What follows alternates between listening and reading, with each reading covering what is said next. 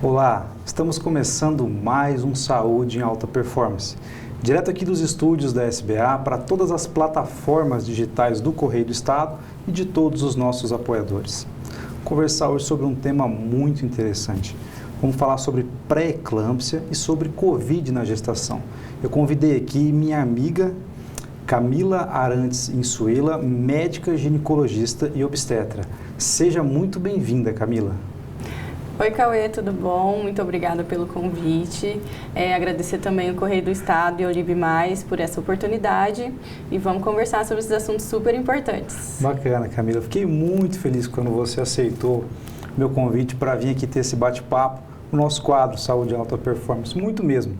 A Camila foi minha colega na escola, no maternal, Jardim 1, Jardim 2, acho que até há o muito colegial. tempo. Era Camila, depois Cauê na chamada. Então eu nunca esqueci dela, porque quando falava Camila eu já ficava esperto. Né? Camila, vamos lá. O que é pré-eclâmpsia, né? E como que a gente evita ela? Se tem como, né? Então, a pré-eclâmpsia, ela é a pressão alta na gestação que ocorre depois de 20 semanas, tá? Então, existem vários tipos e essa alteração da pressão a partir de 20 semanas, a gente consegue prevenir através de um exame super acessível para todas as pacientes, que é o morfológico de primeiro trimestre, em que a gente consegue fazer um cálculo de risco através da pressão arterial e também do Doppler das artérias uterinas. E se a paciente apresenta um risco elevado, a gente pode introduzir o AS para fazer a prevenção de até 80% dos casos de uma pré-eclâmpsia precoce que aconteceria antes de 37 semanas. Era a minha próxima pergunta. Por que grávida tem que tomar AS? Então é para prevenir... Para prevenção de pré-eclâmpsia antes de 37 semanas. Existe um estudo que foi feito, bem grande, internacional, em que eles viram que o AS em essas pacientes que têm um risco aumentado nesse exame que faz até 14 semanas, entre 12 e 14 semanas, ele muda o desfecho dessa paciente. Então, ele melhora, ele diminui a chance, né, dessa paciente vir a ter pré-eclâmpsia antes de 37 semanas. E assim, a gente diminui o risco de trabalho de parto prematuro, prematuridade, que são coisas que interferem muito na qualidade de vida, não só da mãe, como também do bebezinho. Inclusive, essa semana foi o Dia Nacional de Combate A hipertensão, segunda-feira. Foi segunda-feira, né? Uhum. Nossa, entendi. E assim, quais são os tipos de pré-eclâmpsia mais comuns assim, que existem? Se é que você pode citar alguns. Sim. A gente divide, na verdade, a pré-eclâmpsia em precoce e tardia. E precoce antes de 37 semanas e tardia depois de 37 semanas.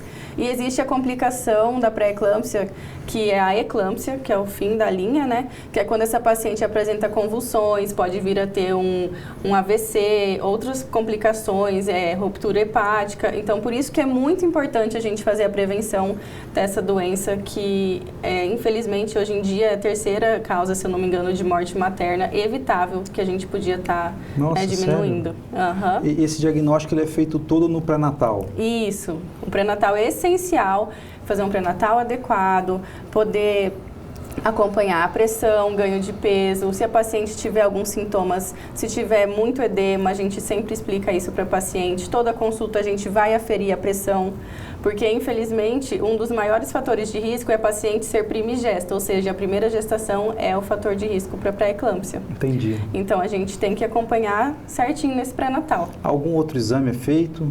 A gente pode fazer exame, não só, além da aferição da pressão. Se a paciente tiver essas alterações, a gente faz exames de sangue para ver a função renal, função hepática e relação de proteína na urina, que também pode dar alterado nas pacientes que têm pré-eclâmpsia. Perfeito. Entendi tudo sobre pré-eclâmpsia agora também. Tô sabendo tudo. Tô sabendo tudo. Camila, faz quase um ano que eu estou gravando esse quadro e não tem como eu não conversar sobre pandemia, sobre Covid. E agora, recentemente, as gestantes com comorbidade foram colocadas nos grupos de risco, né? Minha primeira pergunta para você sobre esse assunto é: toda grávida pode tomar vacina contra a Covid? Sim, a princípio, apesar das pacientes só com comorbidades, né, as gestantes só com comorbidades terem sido incluídas, a gente gostaria, e eu acho que até saiu não sei se foi hoje ou ontem, uma atualização do Ministério da Saúde colocando todas as gestantes nesse grupo de que vai poder receber a vacinação, porque infelizmente a gente viu que as gestantes elas têm 3 vezes mais chance de internação quando ela apresenta sintomas respiratórios, 2,9 vezes mais chance de precisar de ventilação mecânica e 1,9 vezes mais chance de óbito do que as pacientes não gestantes com a mesma idade. Foi feito um estudo sobre isso.